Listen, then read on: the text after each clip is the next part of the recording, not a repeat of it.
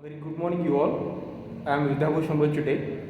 I have been working as a faculty of English at Sanjay Gowda Institute for Administrative Services, Kolhapur. Here, I just will discuss about the content or the knowledge what is required for the purpose of competitive examination with respect to English. Okay, so just it would be either civil services or maybe staff selection commission or maybe banking and also the state services and so on, whatever it may be, but the core part is same. Okay, with respect to the knowledge or content, it would be what can it be that with respect to this we'll just discuss about that. There are some points with the help of these points we can have the discussion. The first point, that the objective nature, and the second point is the descriptive nature of the question paper, right? So what can be there in objective nature of questions in the examination, and what can be there in descriptive nature of the question, that we can have a discussion in thorough manner. Okay, so let's have the first point, that is about the objective. Okay, so objective type of questions. So what can be there in objective type of questions? Particularly the objective nature of the questions is based on the grammar and the vocabulary. Okay, so what's the grammar? These are the rules for using language in appropriate and correct manner. So that's grammar. And vocabulary, either there would be synonyms or antonyms, or maybe one word substitution. In the sense, an explanation is given and this explanation is to be stated in a single word or in a phrase. Okay, this is to be done in vocabulary section. Okay, so in objective type of questions there are two sections. One is grammar and second one is vocabulary section. Okay, and such relevant questions with regard to the grammar and vocabulary will be there in competitive exams. So in grammar, as we know that there are interdependent topics. For example, we can begin with parts of speech, then tenses, then change voice, direct and indirect speech. Also there would be various transformation of sentences and also the clauses, sentence types and so on. Sentence types depending on sense or depending on structures and so on. So there is a variety of topics in grammar section. So this can be there for objective nature of the questions. And the second aspect of the knowledge or content, there would be the descriptive type of questions. So what can be there in descriptive type of questions? Let's see that there can be essay writing, there can be precise writing, there can be reading comprehension or such type of questions can be expected in the competitive exams. So that in descriptive writing, in descriptive questions, in the sense such type of questions, what is judged? Particularly your writing skill for the purpose of your professional purpose is judged, and also that certain depth of knowledge is to be judged here in descriptive type of questions. Is it clear? So there will be such type of questions. For example, let's say here there can be in essay writing. So there are some types of essays, particularly 5 types of essays are considered as number one. There can be there can be expository. Okay, there can be descriptive type of questions, there can be imaginative type of questions, or there would be what we can say it as again two types are there, narrative type of questions, and again one, yes, reflective type of essay. Okay, so in this manner there are such 5 type of essays are there, right? And what can be the nature of essay writing? Really, that we can begin with introduction. In the introduction we can state the nature and scope of the given topic, right?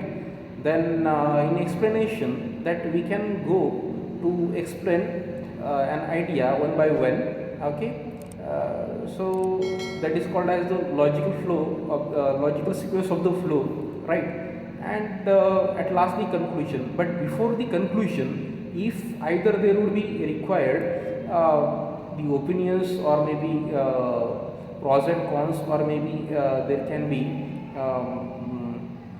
be solutions for the given problem and so on. Such things, if are there, it can be just included there before the conclusion. And last, the conclusion means whatever the outcome of the given subject is to be stated in the part of conclusion. Okay, so hence we can understand the nature of essay, right?